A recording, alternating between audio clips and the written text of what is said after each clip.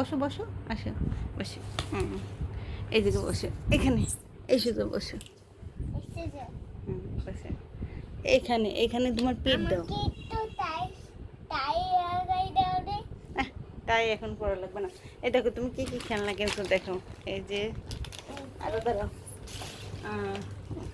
এই যে দাঁড়াও। হ্যাঁ আর কি কিনছো?